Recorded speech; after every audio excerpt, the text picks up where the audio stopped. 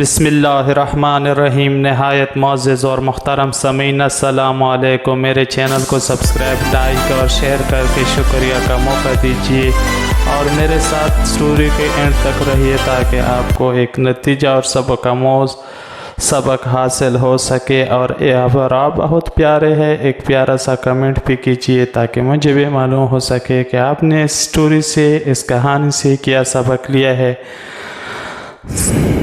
کیونکہ ہر ایک سٹوری کا ایک سبق ہوتا ہے۔ عورت، خور شیر اور عقل مند بادشاہ۔ ملک نمروز پہاڑوں کی ترائی میں واقع ہے۔ پہاڑوں پر گھنے جنگل ہے جن میں ہاتھی، گینڈے، گھوڑے، بھیڑیے، بھیڑیں اور دیگر جانور بکثرت پائے جاتے ہیں۔ شہر نمروز پر ایک خدا ترس بادشاہ کی حکومت تھی جس کے انصاف کا ایسا شوہر آتا کہ لوگ نوشیروان کی بجائے اس کی مثالیں دیا کرتے تھے، پر قسمت کا چکر تو کسی لمحے بھی الٹ چل سکتا ہے۔ یہی نمروز کے ساتھ ہوا۔ اس کو کسی کی نظر لگ گئی۔ ایک ادمخور شیر وہاں آ گیا۔ صبح، دوپہر، شام جس وقت اسے بھوک لگتی وہ جنگل سے شہر میں آ جاتا اور اپنی بھوک مٹاتا۔ اس شیر کے بارے میں ایک چیز عجیب تھی، وہ صرف عورتوں کو شکار بناتا تھا، مردوں کو اگر وہ صرف اسی وقت مارتا جب وہ کسی عورت کا شکار کرنے میں اس کے خلاف مزاحمت کرتے۔ شیر کا ایسا خوف طاری ہوا کہ دن کے وقت بھی گلی کوچے ویران ہو گئے۔ سب شہری اپنے اپنے گھروں کو تالے لگا کر اور کھڑکی دروازوں کو مضبوطی سے بند کر کے گھر میں چھپے رہتے۔ صرف بالغ مردوں کو باہر نکلنے کا حوصلہ ہوتا کیونکہ انہیں پتہ تھا کہ شیر انہیں نقصان نہیں پہنچائے گا۔ بادشاہ تک یہ خبریں پہنچی تو اس نے دربار خاص طلب کر لیا تاکہ اس مسئلے پر غور و خوض کیا جائے۔ اس نے وزیر اعظم سے رائے طلب کی، وحشی درندے سے عورتوں کو کیسے بچایا جائے، اس مسئلے کا کیا حل ہے؟ وزیر اعظم نے کہا کہ ہمارے پاس اعداد و شمار تو نہیں ہے، لیکن سنا ہے کہ شیر عموماً اس عورت کو شکار بناتا ہے جو سرخ یا گلابی لباس پہنتی ہے۔ اگر عورتوں پر پابندی لگا دیجیے، وہ سرخ یا گلابی کپڑے نہیں پہنیں گی تو شیر انہیں نہیں مارے گا۔ بدقسمتی سے درباری مسخرے نے اس موقع پر بولنے کی غلطی کر دی۔ اس نے کہا کہ میری سوچ کے مطابق سب درباری اس کے یہ الفاظ سن کر ہنسنے لگے۔ بادشاہ نے ہنستے ہوئے کہا، میاں مسخرے، تم اب سوچنے بھی لگے ہو؟ کیا تم نے سنا نہیں کہ وزیر اعظم نے کیا کہا ہے؟ وہ اسی وجہ سے وزیر اعظم ہے کہ وہ بہت عقل مند ہے، اور تم اس وجہ سے شاہی مسخرے ہو کہ تم سوچ نہیں سکتے اور تمہارے بیوقوفیوں پر سب ہنستے ہیں۔ بادشاہ نے حکم جاری کیا کہ آئندہ سے کوئی عورت سرخ یا گلابی لباس نہیں پہنے گی، اور اب تمام لوگ گھروں کے دروازے کھول دیں، اور عورتیں اپنے کام دوبارہ معمول کے مطابق سر انجام دینے لگی۔ بدقسمتی سے اسی شان شیر نے ایک عورت کا شکار کر لیا۔ اس نے سبز کپڑے پہنے ہوئے تھے۔ بادشاہ نے اگلی صبح دوبارہ دربار لگایا اور پھر غور ہونے لگا کہ شیر کے حملے کی کیا وجہ ہو سکتی ہے اور مسئلے کو کیسے حل کیا جائے اور وحشی درندے سے عورتوں کو کیسے بچایا جائے۔ اس مرتبہ کوتوال نے بات کی، میرے خیال میں مسئلے کپڑوں کی رنگت کا نہیں، اس عورت نے لہنگا پہنا ہوا تھا۔ شیر سمجھا کہ یہ کوئی بہت موٹا تازہ سا شکار ہے جس میں سے خوب گوشت نکلے گا، اسی لیے اس پر حملہ آور ہو گیا۔ درباری مسخرے نے دوبارہ بولنے کی کوشش کی، میرے سوچ کے مطابق۔ بادشاہ اپنا پیٹ پکڑ کر ہنسنے لگا اور باقی درباری بھی ہنس ہنس کر دوہرے ہو گئے اور مسخرے کی بات کہہ کی شور میں دب گئی۔ کوتوال کی بات سب کی سمجھ میں آ گئی تھی، چنانچہ بادشاہ نے حکم جاری کر دیا کہ آئندہ شہر میں کوئی عورت لہنگا نہیں پہنے گی اور سب عورتیں بے فکر ہو کر گلی، محلے اور بازاروں میں آزادی سے گھومیں۔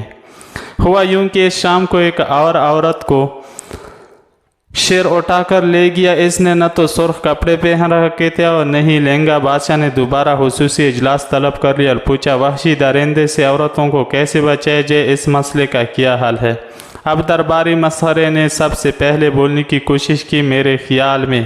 سب زار و قطار ہنسنے لگے۔ بادشاہ نے ہاتھ اٹھا کر مسخرے کو مزید کچھ کہنے سے منع کیا اور اپنے استاد سے مخاطب ہوا، یا حضرت وزیر اور کوتوال کا مشاہدہ تو غلط نکلا، آپ دونوں جہانوں کا علم رکھتے ہیں، ہمیں بتائیں کہ اس مسئلے کو کیسے حل کیا جا سکتا ہے۔ شیخ صاحب نے فرمایا، مسئلہ لباس کے رنگ یا قسم کا نہیں ہے، مسئلہ لباس کی تراش خراش کا ہے۔ جب لباس میں سے عورتوں کے بازو، ٹانگیں اور چہرہ دکھائی دیتا ہے تو گوشت دیکھ کر شیر وحشی ہو جاتا ہے۔ ساری غلطی عورت کی ہے جو شیر کے جذبات کو مشتعل کرتی ہے۔ اب اس وحشی سے عورتوں کو بچانا ہے تو انہیں افغانی برقع پہننے کا حکم دیا جائے، جس میں ہاتھ پیر کیا آنکھیں دکھائی نہیں دیتی۔ شیر کو گوشت دکھائی نہیں دے گا تو وہ حملہ نہیں کرے گا۔ مسخرے نے پھر بولنے کی کوشش کی، میرے دماغ میں یہ بات آتی ہے۔ سب درباری بے تحاشا ہنسنے لگے۔ بادشاہ نے ہنستے ہوئے کہا، میاں اگر تمہارے پاس دماغ ہوتا تو تم شاہی مسخرے کیوں ہوتے؟ تمہارے پاس دماغ نہیں ہے، اسی لیے تو سب تمہاری باتوں پر اتنا ہنستے ہیں کہ تمہیں درباری مسخرہ مقرر کیا گیا ہے۔ شیخ صاحب نے درست فرمایا ہے، یہی مسئلہ ہے اور ان کے مشورے پر عمل کرنے سے حل ہو جائے گا۔ حکم جاری کر دیا کہ آئندہ نیم روز کی تمام عورتیں افغانی برقع پہنا کریں گی اور شیر انہیں کوئی نقصان نہیں پہنچائے گی۔ بدقسمتی سے اس مرتبہ تو شیر نے عین 12 بجے دوپہر ایک عورت پر حملہ کر دیا اور اسے اٹھا کر لے گیا۔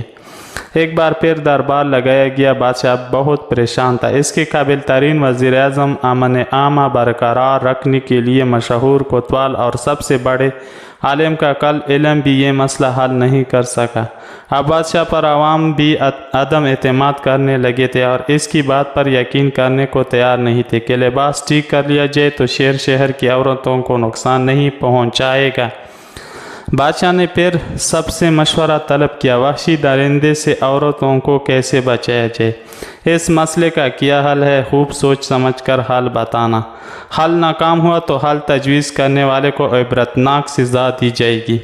سب درباریوں کو سزا کا سن کر سانپ سونگ گیا، مگر احمق مسخرہ بھی بول اٹھا، میرے خیال کے مطابق۔ سب درباری مسکرانے لگے مگر بادشاہ ایک تناؤ کی کیفیت میں تھا۔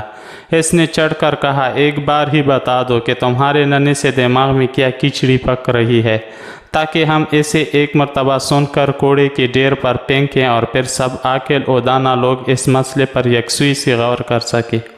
مسخرے نے کہا، میرے خیال کے مطابق مسئلہ عورت کے لباس میں نہیں، شیر کی فطرت میں وحشت ہے۔ عورت خواہ جو بھی لباس پہنے، اس درندے نے اس پر حملہ کرنا ہی کرنا ہے تاکہ اپنی بھوک مٹائے۔ بہتر ہے کہ عورت پر پابندی لگانے کے بجائے شیر کو قابو میں لایا جائے۔ شہر کے دروازے کے پاس تمام چھتوں پر تیر انداز مقرر کر دیے جائیں اور جیسے ہی شیر شہر میں داخل ہو وہ اسے تیروں سے چلنی کر دیں۔ کسی دوسرے درباری نے کوئی مشورہ نہ دیا تو بادشاہ نے لاچار ہو کر مسخرے کی تجویز کے مطابق چھتوں پر تیر انداز مقرر کر دیے۔ ساپہر کو جیسے ہی شیر شہر میں داخل ہوا تو اس پر ہر طرف سے تیر بسنے لگے اور چند لمحوں میں وہ مارا گیا۔ یہ دیکھتے ہی شہری اپنے گھروں سے نکل آئے اور پورے نیمروز میں ایک بڑا جشن منایا جانے لگا۔ اب عورتیں اس وحشی درندے سے محفوظ ہو گئی تھیں۔ نتیجہ، درندوں کو قابو کرنا مفید ہوتا ہے۔ لباس